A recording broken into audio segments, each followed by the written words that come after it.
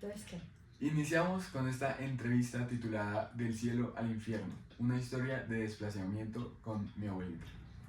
Entonces, abuelita, preséntate. Mi nombre es Gladys Cecilia Montoya Alves. Nací en un pueblo llamado Villahermosa, Tolima. Allí nuestra familia llegó de Antioquia porque mis padres son de origen antioqueño y caldense. Vivían de las rentas de trabajar en una finca. Tenían también un lugar donde cuidaban caballos, los caballos que llegaban del pueblo, y mi madre era modista, y de esta manera nosotros progresábamos y vivíamos muy felices. ¿Qué profesión tuviste? Bueno, yo soy licenciada, titulada en la Universidad Javeriana. Trabajé con el Distrito Especial de Bogotá en los colegios, especialmente al sur, en Juan Rey. Ya estoy pensionada y me siento muy contenta con mi labor. ¿En qué año naciste, abuelita? Yo nací en 1947. Bueno, ya que nos contaste de tus padres y tu familia, cuéntanos cuál es tu historia, abuelita. La historia de nosotros era, vivíamos supremamente felices, pero desde 1953 se inició en Colombia, el gobierno del doctor Gómez, se inició en Colombia una lucha contra el Partido Liberal, y iniciaron una serie de guerrillas que mataban, secuestraban y hacían muchas fechorías, pero a nuestro pueblo, nosotros de niñas no entendíamos eso. A nuestro pueblo llegó como a fines de 1955, llegando las guerrillas a las fincas a investigar y separar a los liberales de los conservadores, a los trabajadores y dueños liberales. Los mataban, les cortaban la garganta y decían que era hacerles el corte de franela, porque a los liberales había que exterminarlos como moscas. Allí empezó el calvario y el cambio de nuestra vida. Entonces, abuelita, me contabas aquí, atrás de cámaras hablábamos, de que Laureano Gómez fue el presidente de Colombia de 1950 al 53. Sí, señor. Después del periodo de la muerte de Gaitán, que fue cuando comenzó la violencia bipartidista. Entonces, Laureano Gómez era un político conservador y en su reinato o en su mandato en la presidencia fue donde se empezaron a crear muchas de las guerrillas liberales, conservadoras, que empezaron a exterminar a los liberales y a ocupar sus terrenos.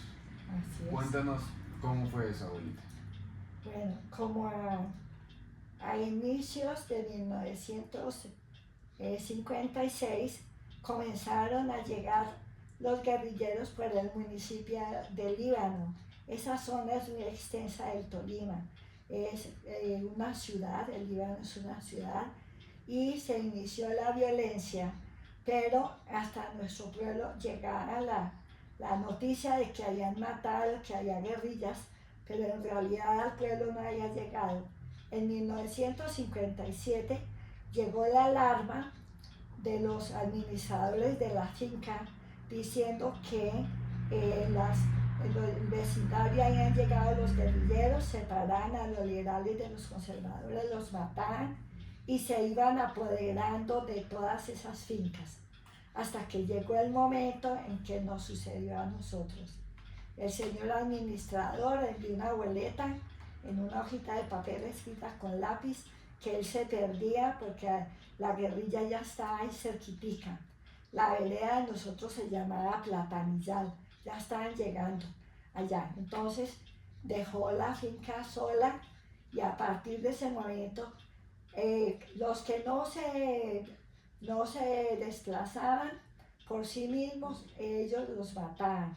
La gente fue abandonando las fincas y de esa manera mi papá y mis familiares, mis tíos que tenían también fincas por esos alrededores, dejaron los terrenos solos y la gente no podía del pueblo, no podía pasar después del cementerio. Nombraron un alcalde militar y ellos iban por las noches y que a buscar a los fascinerosos y todo eso, pero pues no, supuestamente no encontraban a nadie y los ciudadanos hicieron turnos a las entradas del pueblo, se vestían de negro y yo solo veía que mi papá salía el día que le tocaba el turno, era a cuidar que no entraran los guerrilleros al pueblo. Como yo era muy pequeña, pues no entendía como la gravedad de eso, hasta que llegó el momento en que en realidad a todo el mundo lo fueron desplazando. Yo tenía varios tíos y ellos desocuparon, pero un tío llamado Alcibiades Montoya López, él no quiso desocupar su terreno y vinieron a su finca a las 5 de la tarde como si fueran unos muchachos del pueblo que eran estudiados, eran personas de gente muy bien, le dieron frijoles, que es lo que se usaba allá en esa época, y se llevaron a mi tío y lo mataron. Lo mataron con un fusil y cuando estaba en el suelo le cortaron la garganta. Para esa época mi papá y mi familia ya estaban viviendo aquí en Bogotá, desplazados en un barrio de clase media baja en el sur de Bogotá, en donde colocaron una tienda y mi mamá colocó ahí en la trastienda el servicio de modistería. De esa manera empezamos a subsistir. Después mi papá se encontró con otro amigo que era veterinario también desplazado del pueblo y se fueron y en un aviso en el periódico decía que había fincas en los llanos que habían sido abandonadas hacía 2-3 años porque por ahí empezó la violencia, a ellos les llegó más rápido.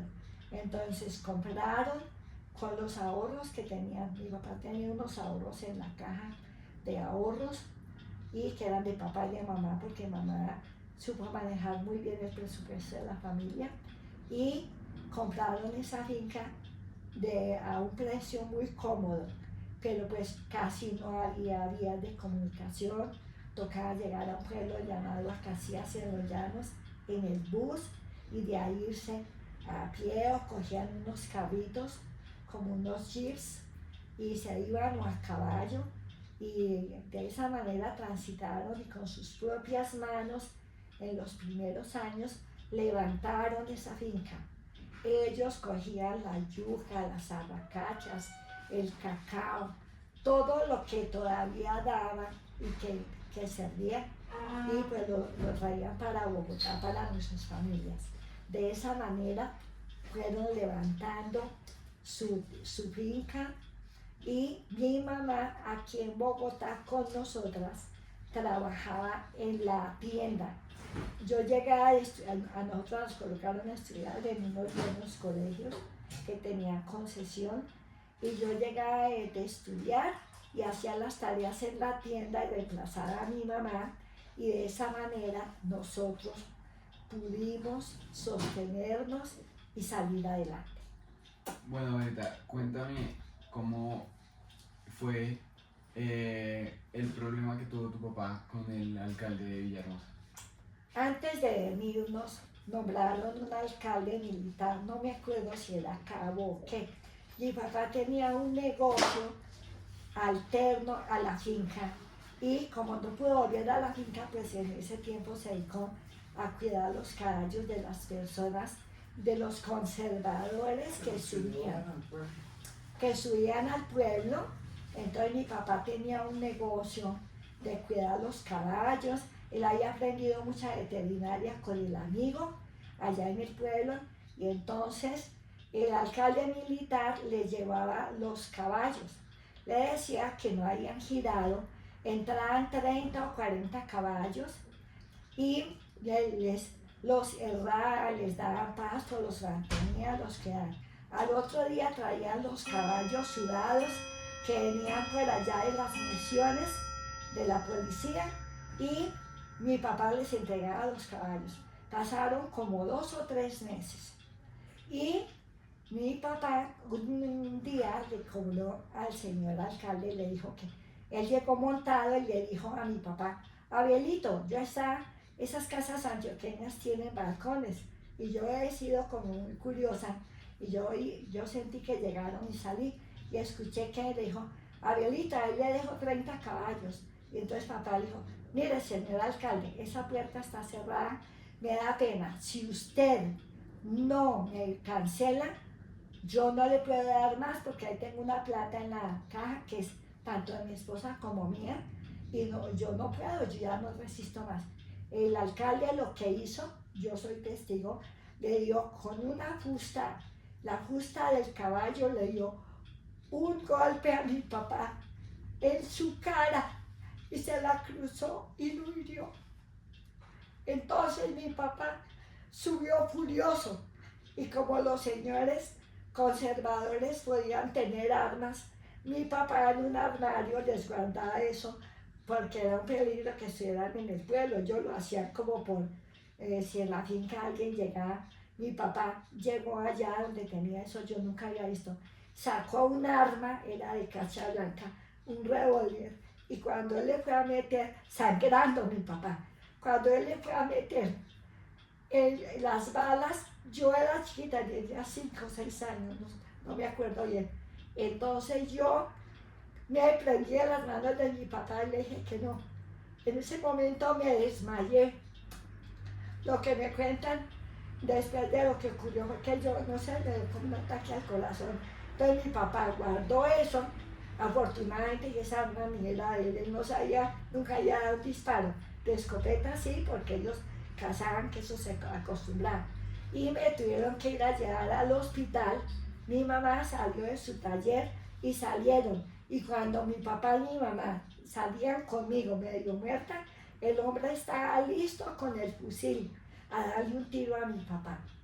Gracias a Dios, eso a partir de ese momento se subsanó ese problema porque mi papá le dijo que lo iba a denunciar.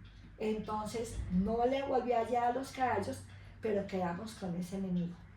A partir de ahí ya empezó a incendiarse, a incendiar las fincas, a desalojar a las personas, y mi papá viendo, pues tenía el alcalde de enemigo. Ya el negocio de lo de los caballos y eso ya casi no daba para nada. Entonces lo que hicieron fue que un señor que trabaja aquí en la caja agraria, era oriundo de nuestro pueblo, él era gerente de la caja agraria de la Jiménez, abajito de la Séptima.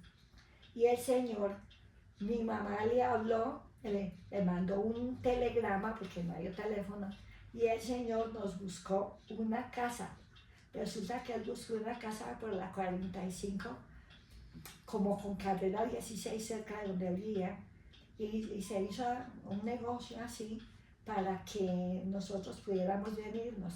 Pero cuando mi papá fue a mirar el dinero allá en la caja, el tal señor alcalde le había casi minado toda la plata, tenían, pero no lo suficiente para esa casa. Entonces tocó mandarle un telegrama, todo era por telegrama, le mandaron un telegrama que imposible el negocio de dinero no alcanza. Entonces el señor, mi mamá le escribió, tenía como 21,000 pesos les quedaron.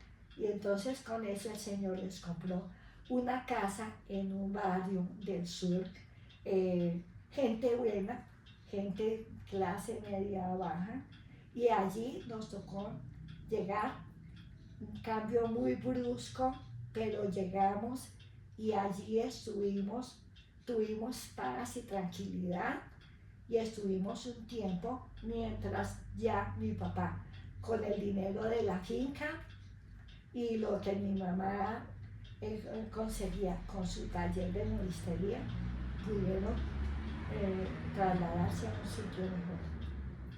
Aquí aprovecho para hacer una reflexión de cómo hubiera cambiado la historia o cómo te imaginas que hubiera cambiado la historia si tú no hubieras estado ahí y tu papá o mi bisabuelo bajaba con el revólver a matar al alcalde.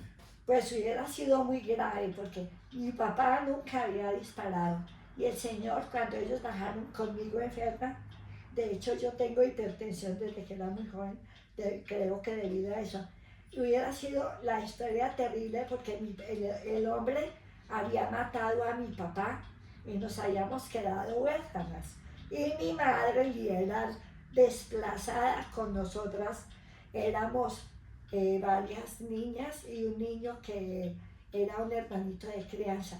Yo ya tenía una hermana mayor que ella acaba de graduarse y había ganado un concurso en Herbeo Tolima y era la rectora del Colegio Femenino de Señoritas de Herbeo. Mi hermana tuvo que allá terminar su trabajo y venirse escondida por Manizales porque ya estaba llegando a ese pueblo. En el 57 estaba llegando ya la violencia allá. Eso iban avanzando por zonas. Eso es en el norte del Tolima, Herbeo, cerca de Manizales. Mi hermana tuvo que trabajar en los llanos orientales cuando en Meta era una intendencia. Ella vio un aviso en el periódico y se fue a trabajar a Meta porque tenían primas de clima, le daban primas. Y mi hermana en un principio nos enviaba dinero para la ropa, para uniformes, para completar las necesidades de nosotros. No me quejo, estoy muy agradecida con Dios, con el Sagrado Corazón de Jesús, porque mis papás supieron sortear esa situación, ese cambio tan tremendo. Nosotras éramos niñas y no sentimos en realidad tanta como la violencia. Cuando crecimos fue que entendimos el problema y la situación en que ellos se vinieron escondidos. A mí me tuvieron que dejar con mi abuelita que estaba amenazada. Ella vivía en la esquina cerca del colegio, que era una escuela anexa a la normal, y a las 5:30 de la mañana me dejaba ya escondida en la escuela y cuando salíamos yo me venía en la fila y entonces ella me dejaba la puerta abierta y yo me entraba, pero yo en realidad no entendía por qué yo tenía que estar escondida. Yo duré todo ese año desde que ellos se vinieron como en Semana Santa del 57 hasta que terminé el año escolar. Terminé, realmente pues a mí me fue muy bien estudiando, tuve una profesora maravillosa, ese era un clima muy bonito, pero pues llegamos aquí a Bogotá y era otro clima, porque nosotros, pues allá es clima templado y aquí clima frío, y entramos al colegio, nosotras hablábamos paisas, entonces yo llegué a hacer cuarto de primaria porque yo no hice ni kinder ni primero porque mamá nos enseñaba en casa. Entonces llegamos y las compañeras me hacían bullying. Me molestaba por el hablado, porque Montoya, que si Montoya, que Valdés, que Valdés. Entonces, pero afortunadamente Dios nos dio a nosotros con esa pujanza del paisa que uno pues no se deja ni se deja chantar. Y sobresalí, salí adelante, terminé quinto de primaria, entré al Colegio Mayor de Cundinamarca, concursé, allí hice hasta tercero de bachillerato, de allí mi mamá me trasladó para el Liceo Femenino porque desde niña yo le enseñaba a mis hermanitos y a la empleada, los ponía de alumnos y les hacía cuadernos y me gustaba ser maestra porque yo había visto que mi hermana hacía sus preparaciones y ensayaba las clases cuando estudiaba, entonces yo quería ser maestra, mamá me cambió, terminé en el Liceo Femenino de Cundinamarca y me presenté al distrito. Pasé, sucedió algo que es increíble. Yo pasé en el puesto número 10, nos dijeron que todavía no había nombramientos, yo me iba en las vacaciones con mis hermanos y mi mamá para la finca. Nos fuimos a la finca. Cuando llegué a la finca, resulta que este era el telegrama que nos iban a nombrar porque estaba en el puesto 10 y no me nombraron. Nos subimos a Bogotá y llegamos aquí a la plaza a la catedral al día de la Candelaria, que es el de febrero, 2 de febrero. Me encontré con una compañera del colegio y me dijo, Gladys, ¿dónde te ubicaron? Yo estaba en el 40, ¿a ti dónde te ubicaron? Le dije, no, a mí no me ha llegado telegrama. Dijo, no, eso es un error. Y nos fuimos ahí a la calle 13, que quedaba lo de la telegrafía, algo del Ministerio de Comunicaciones, donde hacían los telegramas. Y fui y no había ningún telegrama. Qué sorpresa, al otro día, ese día era festivo, que fui y le hablé al doctor, al secretario de Educación, me dijo que no, que ahí no me han nombrado, que tenía una raya. Entonces yo le dije, mire, yo era muy joven, tenía 17 años. Le dije, mira, me da pena, yo me presenté a la pedagógica, quiero estudiar, y yo no puedo seguir dependiendo de mi papá. Entonces yo voy a mandar al distrito. El doctor me dijo, señorita, mire, sí, usted lo puede hacer, pero las demandas duran mucho tiempo.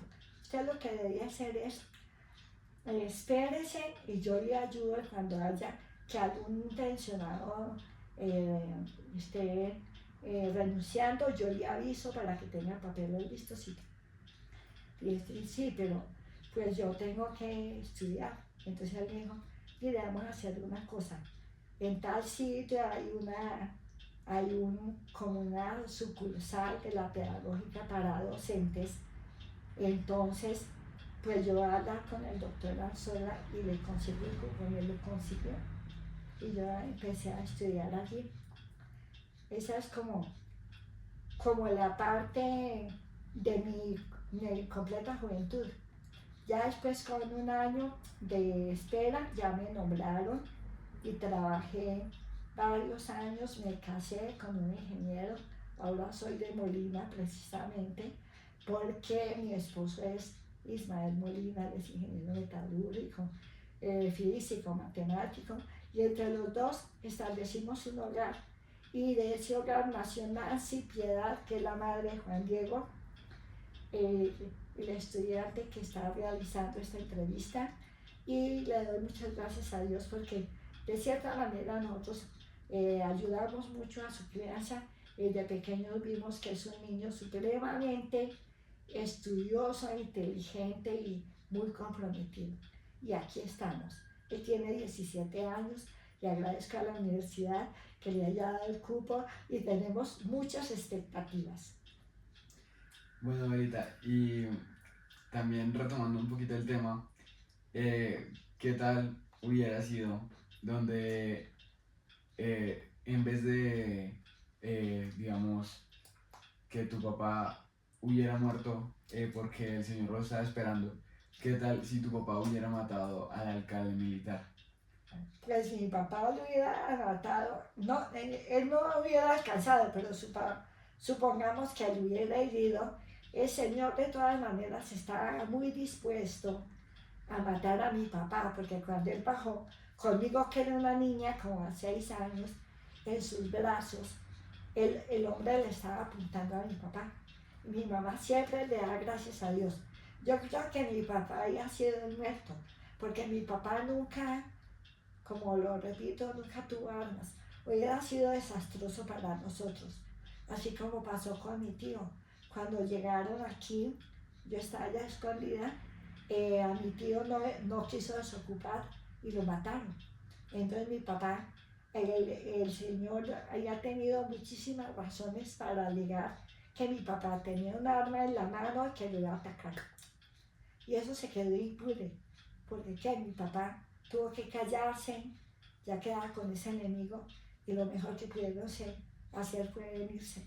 Mi tío fue terco, nunca pensó, era una persona supremamente honesta y no pensó que llegaran. Y casi se puede decir a veces que muchos de los vecinos estaban infiltrados y mucha gente del pueblo. Entonces creo yo que afortunadamente y gracias a Dios mi papá lo hizo eso, y para mí creo que eso fue un milagro, que yo me hubiera desmayado de ese susto. porque mi papá se evitó problemas y pues después tuvimos un padre, un protector, una familia. Mi papá murió de 97 años, siempre activo, siempre trabajando, de buen genio, muy estimado por las personas que lo conocieron. Lamentablemente Juan Diego no lo conoció, pero mi hija, la mamá de Juan Diego, lo conoció. Y era un señor muy respetado, muy adorado, lo mismo que mi mamá. Claro. No, y ahorita igual, digamos, ¿cómo hubiera también cambiado la historia de Colombia donde tu papá hubiera logrado llegar a matar a ese alcalde militar? Tal vez no hubieran pasado algunas cosas o hubieran pasado incluso más cosas. Pues yo creo que muchos de los vecinos, la gente hubiera protestado, pienso, porque ellos tenían un frente que la misma policía los organizaba y tenían como un frente que para que la guerrilla no llegara, pero es que prácticamente la guerrilla está ahí entre la policía, porque se iban de noche y los caballos llegaban sudados, yo los veía, ¿y qué hacían? No mataran a los fascinerosos, no a nadie lo capturaban. Entonces, ¿qué hacían por allá? Yo digo que era sido como una especie de masacre ahí de todos los vecinos que protestando, que a Abelito, ¿qué le pasó? Además, allá había mucha familia. Todos nos dispersamos. Todavía en esta época hay unos primos por allá en el valle que ni supieron de nosotros ni nosotros de ellos. Ya muchos hasta murieron porque si nosotras somos las primas pequeñas y dos hermanas son menores. Yo creo que ha sido como una hecatombe, de pronto hay una masacre del pueblo con la disculpa de que era la guerrilla. Yo creo que ha sido peor. Yo creo que Dios permitió que sí, que nadie, que la gente se fuera yendo y que mi papá dejara perder eso y venirnos y tener una vida sosegada y tranquila, claro, allá en su finca, haciendo lo que a él le gustaba, que era su veterinaria, su ganadería. Y es más, mi papá de eso vivió muchos años, hasta allá en Ibagué lo llamaban. Espera, abuelita, miro un segundito. Sí, está grabando. Ah, sí. Porque. Pero se le para aquí. No. A ver. Bueno, abuelita, y cuéntame también cómo es o cómo fue, cómo te imaginas que haya sido la pérdida de la identidad, porque claro, con todas esas desplazamientos, todos esos desplazamientos de la gente, que la gente salió corriendo, huyendo de su tierra, ¿no crees que pudo haber muchas cosas de la historia que se pudieron perder y de la cultura? Se cambió completamente porque llegamos a Bogotá con otra cultura. Los vecinos, todos eran de Cundinamarca y aquí de Bogotá. Nosotras cambiamos el acento, incluso los dichos y como el argot de antioqueña lo fuimos perdiendo poco a poco. Además, las costumbres sí cambiaron muchísimo. Nosotros allá en el pueblo había, en cuanto a la religión, había misas, había procesiones, hacían altares, había como una camaradería, el sacerdote, él era mi padrino y era una persona supremamente como activa, y la iglesia, resulta que la iglesia de todo eso se quemó, entonces hacían bazares y mi mamá y mis tías preparaban empanadas y muchas viandas y vendían en bazares y todo eso. Pero como toda la gente se fue yendo, allá quedó una iglesia que hicieron de madera y ya después con el tiempo la levantaron. Y todas las familias que éramos, que teníamos algún vínculo, nos perdimos. Con el tiempo nos hemos ido encontrando aquí en Bogotá, unos para el valle, otros por allá para diferentes, para Boyacá, para sitios donde ya la violencia había pasado. Y hubo primos y unos 2, 3 tíos que yo en realidad digo que los conocí porque yo era muy chiquita cuando los vi. Entonces perdimos las costumbres, que los bailes que se hacían en los años nuevos, hacían que festines y la gente tenía costumbre de que les ponían, a los vecinos les ponían unas boletas con coplas, salían, cantaban, celebraban las novenas, los villancicos, que los voladores, que los globos que elevaban, todas esas cosas se fueron perdiendo porque todos cambiaron, llegaron a ciudades donde ya era muy diferente la cultura, incluso hasta la alimentación cambió un poco, porque ya no se conseguía lo mismo, ya, sí, nosotros sí perdimos mucho la identidad, aunque nosotros amamos mucho, tenemos muchos familiares que vienen en Medellín y tenemos con ellos contacto, pero ya no, eso de que uno cogía el caballo y se iba feliz para la finca, se bañaba en el río, no tenía problemas, allá le llegaba que la yuca, que todo lo que necesitaba, que el pollo, que el pavo, que lo rellenaban para Navidad, que la lechona, que todo eso, eso se fue acabando. Con el tiempo se recuperó, pero no de la manera como tan ancestral como ellos lo hacían. Los bambucos, toda la música antioqueña, yo me acuerdo los dichos, los chistes, todo eso se ve cambiando, porque ya el personal no era el mismo. Uno siempre, aunque diga que no, adopta las costumbres citadinas y todo eso. Por ejemplo, mis hermanos pequeños, ellos no se acuerdan mucho, ellos se quedaron ya con la cultura de acá de Bogotá, de Cundinamarca, y podríamos decir que como que nunca extrañaron. En cambio, nosotros sí extrañábamos mucho. Mi papá, cuando escuchaba un disco que decía, es como un bambuco, y decía, me quitaron mis tierras y mis vaquitas, que aunque eran poquitas, eran de mí.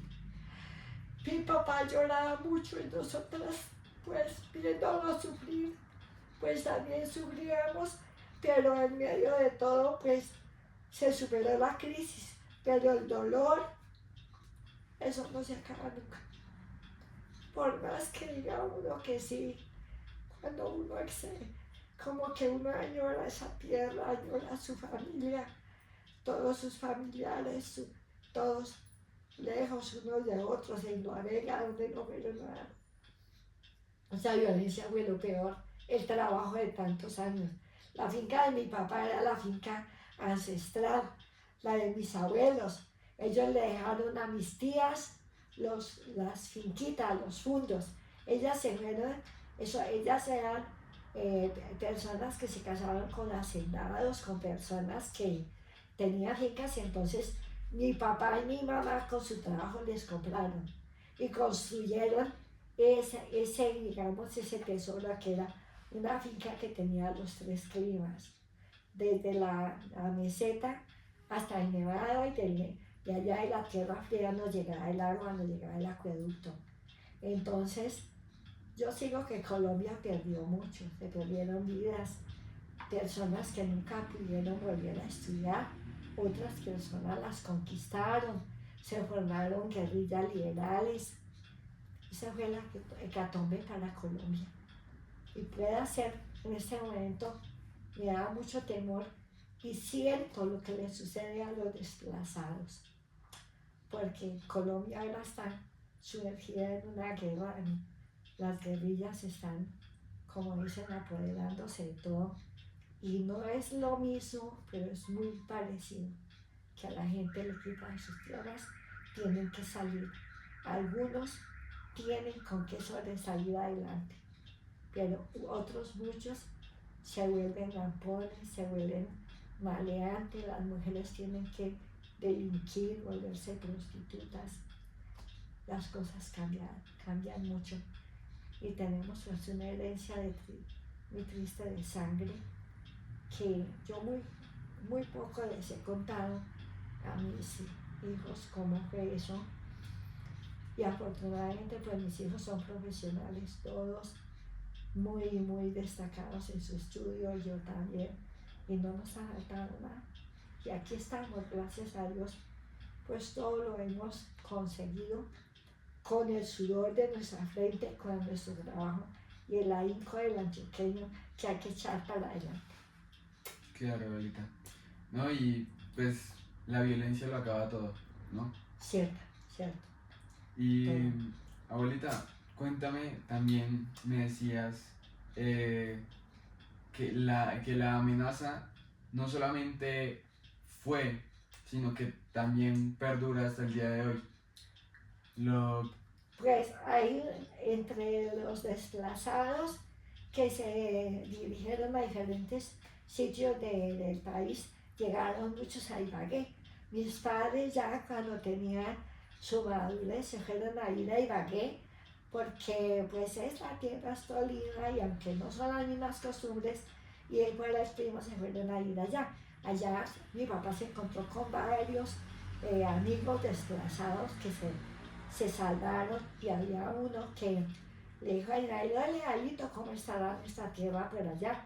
Y mi papá dijo, ay Manuelito, no vas a ir por allá, eso lo que se perdió, no vas. Y el Señor así no se volvió a hablar con mi papá.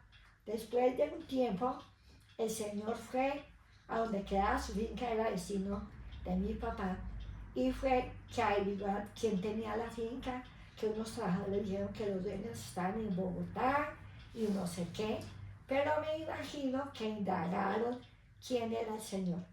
Muy misteriosamente, a los 15 días, a don Manuel estaba en Ibagué y un carro fantasma se encaramó al andén y sin pelear, como dicen, de la noche a la mañana lo atropelló y lo mató. Esa historia me la supe en la funeraria, porque mi papá lloraba y le decía, Manuelito, yo te dije que no fueras por allá a investigar, que lo que se perdió, se perdió. Y Manuelito se fue y curiosamente lo siguieron y lo mataron. Y por eso generalmente uno casi nunca decía de dónde era. Cuando a nosotros nos decían, ¿de dónde son ustedes? Decíamos que de Manizales, porque mamá era de Manizales, porque nos inculcaron ese temor. Entonces nosotros nunca decíamos que era de allá, de ese pueblo. Siempre decíamos que de Manizales, porque pues uno nunca sabía. Y la realidad es que sí, la persecución terminó. Entonces yo digo que en realidad todas las personas que se apropiaron de todo eso y ahora son dueñas, ya fallecieron y todo, pero la semilla del mal, del dolor, de la discordia, eso no se pierde nunca y se sigue multiplicando, porque ahora con lo de las guerrillas y de la paz total y todo eso, lo que está logrando es que Colombia esté inmersa en un baño de sangre y uno desde Bogotá que pueda hacer rezar y callar y tratar de ayudar al necesitado porque pues afortunadamente Dios nos ha dado medios y hemos podido ayudar a varias personas, pero no es lo mismo que las estuvieran disfrutando de su tierra, de sus ancestros, de la historia de sus ancestros como la de nosotros, que casi nunca se ha contado por el temor de que uno no sabe en qué momento digan, no, estas son de allá, esto hay que exterminarlas. Definitivamente que sí influye muy negativamente todos esos desplazamientos, esas luchas partidistas por un partido. Luego no vale la pena que la gente la matan porque crean que decían que por un trapo rojo, un trapo azul, no, son por las ideas.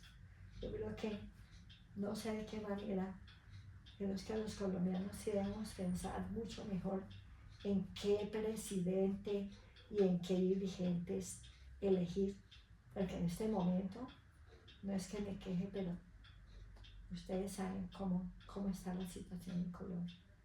Y lo lamento mucho porque la gente sufre, porque aunque nosotros siendo niñas lo vimos en carne propia con todos los cambios y cuestiones. Yo escondida donde mi abuelita sin saber por qué. porque pues que no era hija de mis papás amenazados. Mi papá llegó por mí disfrazado. Una noche nos envió un telegrama y tocó dejar todo. Yo tenía un baúlito con un montón de recuerdos, cositas. Tocó dejar todo, mi abuelita, mi papá traerse mi tía, mi abuela, mis primas. Nos reunimos en Bogotá 13 personas. Y esas 13 personas subsistimos sin tanta necesidad, mediante el trabajo, la planificación y pues el favor de Dios. Bueno, ahorita ya para terminar, te doy las gracias por la valentía de contar tu historia, por ayudarme con ese trabajo. Y nada, abuelita, muchas gracias por la reflexión y por el ratico. Gracias, Juan Dieguito, yo te quiero mucho. Y bueno, lamento que me extendí, pero pues esa historia tiene mucho de dónde contar. Pero pues quise ser lo más lacónica posible, pero en realidad es que fue la historia como de 3 años de violencia, y como éramos niñas, pues nunca entendimos la situación. Y así yo creo que le está pasando a los niños de ahora. Entonces, gracias, y ven, agradezco a la universidad, porque es que la historia patria en Colombia, en el Tensum, yo que fui educadora, la quitaron del Tensum. Yo aprovechaba las fiestas patrias para enseñarles que se está celebrando tal cosa, tal otra, que los niños de ahora no tienen ni idea, ni siquiera de la época precolombina, de nada. Y sería bueno que de verdad, porque dicen que recordar es vivir, pero el que conoce su historia, yo creo que nunca vuelve a repetirla, porque ya está avisado. Bueno, abuelita, muchas gracias por la entrevista y pues nos veremos en otra. Bueno, gracias. Hasta pronto. Gracias. Y de ahí, si quedó, pues aquí me hubiera grabado.